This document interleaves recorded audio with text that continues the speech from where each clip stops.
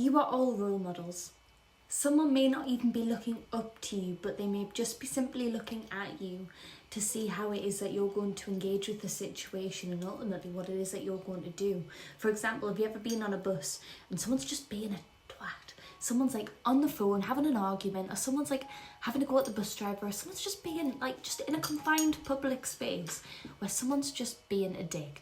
And you think to yourself, like, is anyone going to challenge them? Like, is anyone going to say anything? And everyone's looking at each other. Like, are you hearing this? Are you seeing this? Like, is this, are they really doing that? And obviously it's the whole, the whole idea behind that is the whole, like, the bystander effect. And the idea that people don't want problems. People don't want confrontation. They don't want conflict. But there's someone in that bus that has decided that you are the most responsible person to handle the situation, purely based off your image, purely based off the way that you conduct yourself. And on that bus, there is someone there, older or younger, who's decided that they're looking to you to sort it out. And you look, you assess everybody, and it's just pattern recognition. You assess everybody and you think, they're going to deal with this, like, or they should deal with this. And the idea of a role model, it isn't necessarily just parents or just teachers that are role models, but it's everyone. And everybody has an effect on who they are perceived by and the people that are watching. And ultimately, not to sound creepy, but there is always someone that is watching you to determine how it is that they should behave, what it is that they should focus on and consider, and who it is that they should be. I know, what is a role model? So a role model to me is someone that prioritises presence over perfection. It's someone whose actions are worth learning from. So it's somebody who you look up to, and that is so important. And certain people in your life ideally should be role models. Your parents should be a good role model. Teachers should be a good role model. But sometimes they're not. When children grow up amongst chaos or low standards, or adults that have ultimately just checked out, they don't learn structure through osmosis. It needs to be modelled to them. A role model isn't somebody who's perfect, nor is it somebody who doesn't experience or demonstrate struggle, but it's somebody who handles that struggle with presence. And I'm going to talk a little bit more about some of the characteristics of a good role model. Consistency. Making sure that your actions match the language that you use and the words that you deliver, because your words become a promise, whether you intend for them to be or not. People like consistency, not only within their routines and their structures, but people like it when people hold integrity, people respect integrity, and people desire integrity. And when we're looking up to someone as a role model, ultimately what we want from them is to be a safe base. And a part of being a safe base is to be somebody that can be trusted. And in order for me to trust you, I need to know that you have integrity. And something to consider within this idea of consistency is the whole narrative, and you'll have heard it a million times before, don't meet your heroes. And it's because ultimately people in every single instance and situation and circumstance aren't going to be the most idealistic versions of themselves. So again, like I say, being a good role model, it's not about being a perfect person constantly, but about persistently trying to be present and trying your best. More in tandem with the idea of thinking like, don't meet your heroes. Consider how it is that you can become a more honest version of yourself. So like I say, like, it's not about being perfect. Like, it's not about saying like, I am perfect and I am the best and I am this, and like, because that's not true, so making sure that within how you role model, like, there's role model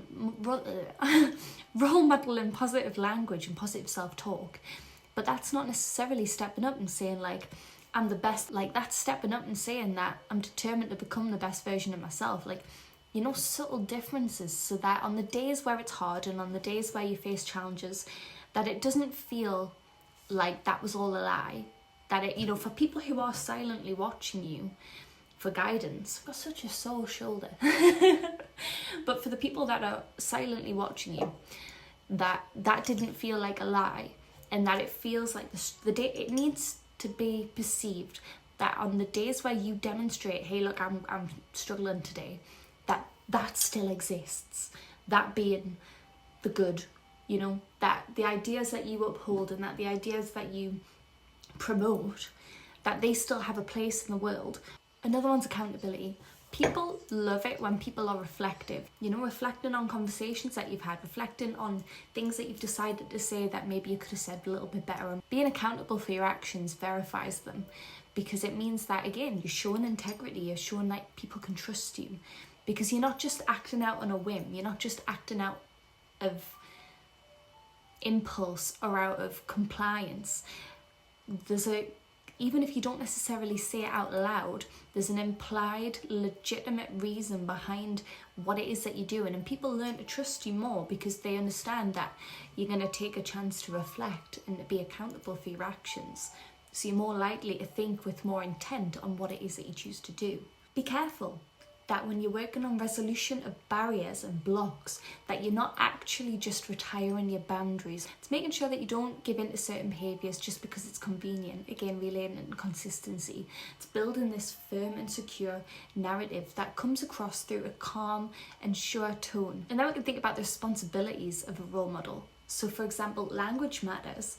The way that you talk, not only to others, but about and to yourself in front of other people, is so important, because it's all fair and fine for you to turn around and say, you should do this because this is presumably within your best interest. But to then expand upon that further is to then demonstrate that that is sincerely what you do with yourself, is so much more powerful than simply just telling somebody what it is that they should do. For example, somebody that I really look up to and I have as a role model personally is Dr. Jordan Peterson. And if you're familiar with him, or whether you're not, he has a book called The 12 Rules for Life. And one of the first rules that he has within that is stand up straight with your shoulders back. And I respect that because it's so simple. And I think people laugh at how simple some of these rules are. You know, like some of the things that he discusses are just really simple things, like make your bed. Before you go out and criticise other people, make sure that your own home is in order. But I think that the simplicity of these things often gets overlooked. And when you look out to the world, of which can be largely chaotic, and we all know everything that's going on in the world right now, it's really easy to then start to overlook the simple things. So I hope that makes sense. So for example, making your bed in the morning, getting into the routine of making your bed before you judge other people, making sure that your own life's in order, you know? Once you've got your own bedroom in order, you know, once you've gotten into the routine of like, you know, tidying up after yourself, okay, now let's expand it out a little bit. Let's expand the responsibility that we have. Hey, maybe I'm going to help a friend.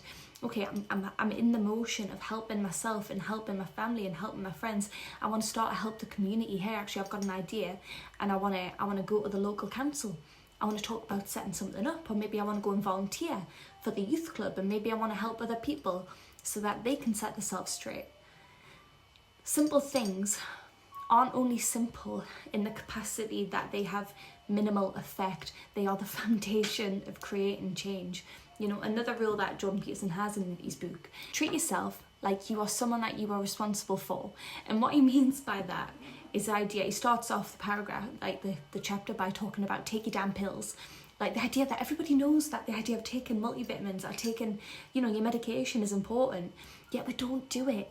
And there's so many people that come up on here, myself included, who'll preach advice and preach ideas, but struggle to implement them on a day-to-day basis, again, because often when times get hard, when you're going through challenges, it's hard to replace that discipline and provide that consistency. It's not because the advice isn't solid, it's not because it's stopped working, it's not because the techniques and the ideas and the tools and the references that people are providing you with are no longer valid.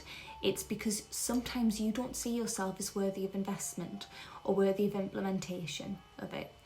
So deciding that you are worthy of implementation, deciding that you're a project that is not only worthy of acknowledgement and an attempt, but it's actually incredibly important. You know, kids are more and more being left to their own devices, and I mean that quite literally now. We're going through a situation societally where iPads are just being slap bang put in front of kids' faces. And it's really scary. Like, I'd watched this guy and he set up a profile on YouTube Kids, and he set it off. He just queued a bunch of videos and then just let it run.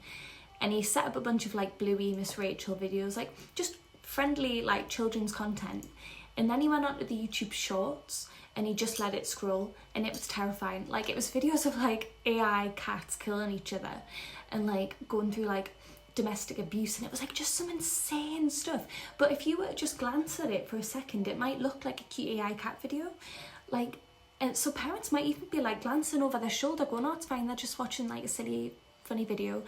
But like, actually it's traumatic. Like, it's really dangerous. Children don't need more content, they need more contact. And within that, there is an art of presence. Children feel when adults have given up on them. They pick up on that, okay? Like when adults have decided that they're a problem and not that they're just unfinished. I think that there's a temptation to just say they'll grow out of it, but that's not true. Children don't grow out of habits, they grow through them with support and with role models. A role model isn't there to replace a parent. A role model is not there to replace society or to replace systems or the community that a child lives in. A role model is there to just simply sometimes just simply show, like, this is another way that an adult can be. So to recap, I think it's really important to consider who it is that your role models are and what it is that they inspire you to do, and how would you like to embody their characteristics more, you know? I had a professor back when I was at university called Andre, and I really looked up to him because he embodied everything that I thought a professor should be.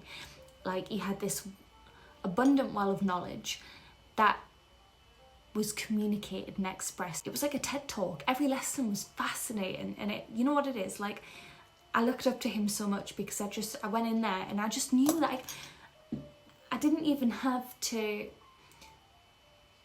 try to remember what it was that he said, because the way that he delivered the information was so brilliant that it just sunk in and it just clicked. And the kind of context referrals that he made, you know, the real life examples kind of thing that he utilised within lessons, meant that I walked away and it felt like we'd had a conversation about it. It felt meaningful, and it made me feel like I was capable of learning. And after going through, you know, I started my first year of university when it was COVID and when it was lockdown. So as you can imagine, it was all online. It was my first year of university. I didn't know anybody. I was in my dorm by myself, and it felt incredibly isolating, and it just wasn't the best learning experience. So to go from that to then go to the second year and have a professor like him, I looked up to that so much, because it taught me not only about cognitive psychology, which was fascinating, but it taught me a lot about myself, that I can learn. I just require certain circumstances and certain people to learn from. And that made me want to become better at delivering information. So when you're out and about and you see, you know, kids on quad bikes on the roads and you're thinking, what on earth are they doing? I just want you to think to yourself for a minute, as frustrating as those things are, and as much as they honestly get my back up, just think to yourself for a minute, is there a way that I could be a better role model? And it doesn't even have to be to that person, you know? Like, society just needs more people with their heart in the right place, acting accordingly. And that will create honest change. And you turn on the news nowadays, and what on earth is that all about? Like, we can't even, I'm not even going to name specifics, but you all know what I'm talking about. We turn on the news nowadays and society and the world feels so out of our control. What is in our control is who we choose to be. There can be instances that will occur, and there will be instances that occur where people just don't behave correctly, where people just don't behave appropriately, or where people surprise you. And it's so tempting to just react and to turn around. You know I was out and about a few weeks ago, and there was these kids, and it was when it had been snowing. And so there was ice all over the roads. It was already really dangerous driving conditions. There was these kids just out on bikes doing like donuts on the road in front of cars, and I just literally, oh my goodness, I just wanted to shout at them, honestly, because I was just like, are you for real? And I found myself getting so wound up and irritated by this behaviour.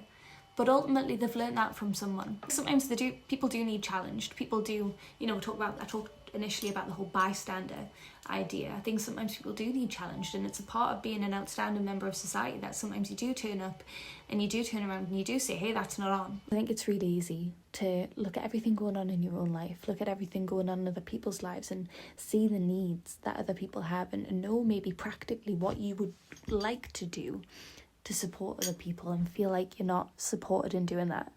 You know, and that could happen at work, that could happen in your personal life. And it's easy to look at situations, personal and external, and decide that you are personally responsible for the justification and reclamation of those subjects and topics, and the transformation of other people. And I think it's hard because as we start to embark on journeys ourselves of improving yourself and working on yourself, then a part of acknowledging that privilege that, you know, I have, being someone where I have a safe space to read books that tell me how to be a better person and tell me how to be better at being a person. And I therefore feel like I have some kind of obligation to pass on that information, because what use is it for me to sit here in my ivory tower and like read all of my books and like have all my ideas and not actually implement them? But equally, sometimes the world can feel so scary and the world can feel so full of things that are crazily out of your control, and it's really easy to come to the conclusion that you have to do something ridiculously huge and like to compensate for that in such an enormous way. But in actually being a good role model, sometimes the best thing that you can do, and this is not passive, but sometimes the best thing that you can do is admit that you need to retreat and that you need to take a moment to figure things out and to hold integrity when you are unsure and when things are going wrong. You know, like sometimes being the best role model, it isn't about pretending that you've got an idea straight away or pretending that you've got a solution straight away. Sometimes the most trustworthy role models that we have in life are the people that admit, like, hey, look, I'm stumped. Like, I don't know what to do right now either. I'm going to have a think about it. Like that people trust that, and people aren't expecting you to be a hero. Nobody's expecting you to save the world. Nobody is expecting you to save them other than yourself. You know, if you're a parent that uses an iPad even, like, I don't want you to feel like I'm blaming you, because I totally appreciate it is a luxury to have someone that you can pass the book on to, that you can pass the responsibility of merely entertaining a toddler onto. Like, trust me, I work with children, I understand.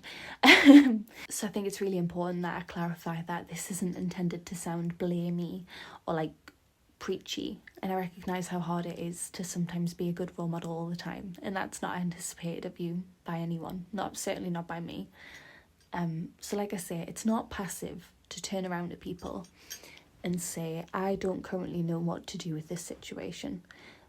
What's really important though is that, and if you want to be a strong leader and you want to be a good role model, is that you say, but I'm going to have a think and I'm going to let you know when I've come up with something, or I'm going to try. And for people to see that you're willing to consider things when it feels like there's no hope, or when it feels like you're dealing with a situation that's way out of your control and way out of your grasp, that is what inspires people. That's what anchors people to trust you.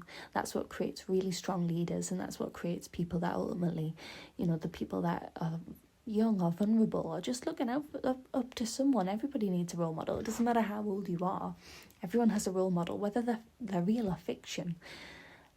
Everybody has a role model, so everybody has a role to play as well. You know, like, apart from being a good role model, even therapists have therapists to talk about the things that people talk about in therapy. Like, we all need reciprocal support and we all need an outlet. Yeah. So I hope that you've enjoyed that, and I hope that was some food for thought.